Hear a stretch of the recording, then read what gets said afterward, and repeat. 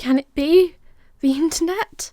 Hello, it's Ghost. Welcome to episode 48, and somehow, even though I haven't recorded, it's been 8 days since I did my last batch of voiceovers, it feels like it's been forever. How are we, the internet? We doing good?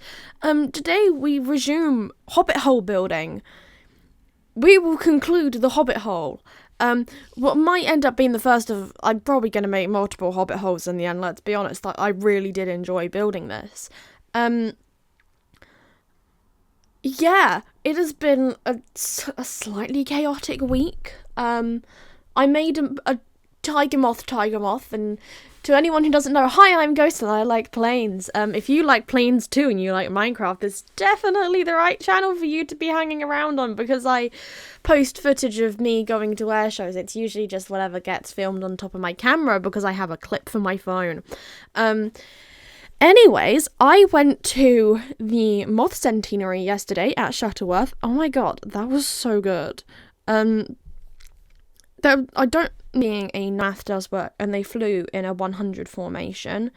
And then we also, they then flew, instead of being a 9-ship for the show, they then did it as an 11-ship performance, which was extra cool. And there was one comment of, not even the Red Arrows do this, because they're basically Tiger 9 are, like, the Red Arrows if the Red Arrows flew biplanes. I absolutely love Tiger 9. I've only seen them once before yesterday, which, to clarify, was Friday. But oh my god, when I saw that Tiger 9 were going to be there, I went, hey Dad, do you want to go see Tiger Moths on Friday? And he was like, sure, we'll go see Tiger Moths, we'll appease you. So, I'd like to clarify, Tiger Moths are not my favourite aircraft. My favourite aircraft is the Avro Lancaster. But I am now quite fond of Tiger Moths. That's literally not what this video is about. So, going to the blocked palette, which we did technically go over last week, we are using oak, mostly oak, and pops of green coming from moss. Yes, rather than replacing all the blocks, I decided the logical way to do it was to bone meal all the moss in and then get rid of the plant life with water. That is just how we work on this channel. I sometimes opt for lazy things.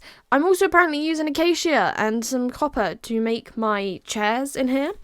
I really like having this big open window. It did make me trying to work out the layout a little difficult. Things just didn't look right. I'm not totally happy with this interior, but I believe it to be the best that I could do at the point in which I built this. Don't ask me what the point in which I built this was. I think it's been a couple of weeks since I did it. I also then changed out a bit of brown carpet that I put down for just a piece of brown wool so that I could then put a piece of scaffolding on to make a table. I'm going to assume I then added candles or something along those lines. Yes, there we go, candles. I also added I added a lantern. Fine, I added a lantern on there, but I did add candles around as well as some various plants. I generally try to pick ones that either are going to complement the colours already in the space or add something that just is bright and fun and is a flower that I maybe just want to throw into more builds. I do use flowers quite a lot, let's be honest. What else did I do? This is the thing, I don't totally remember what I did because I did film a while ago, so I don't even know what the other video I've got to voice over today is even going to be about. I went around and I dug out this little kind of storage room that goes up to the wall of where the bedroom is. I guess, I kind of wish I had more corridors going on this, but I didn't particularly want to be digging out loads and loads of stuff. I went in and just added the paneling onto the walls, fixed the back up eventually, and then kind of made it so there's just stuff. Interesting artifacts that I think would be here. And I have to say, if I ever end up with a corner like this again where I'm really not sure how to fit a building in, it needs something, I'm probably just going to throw a Hobbit hole in. They make a lot of sense there. You can make them realistically as big as you like, and they can just have a small exterior, which is what I kind of needed. I wanted to do some interior stuff when I did this little project, and I just had a really small space in which I couldn't really put anything, but it needed something desperately because it looked really bad. Finished off putting in the oak wood, put in shelving, got rid of some of the paneling.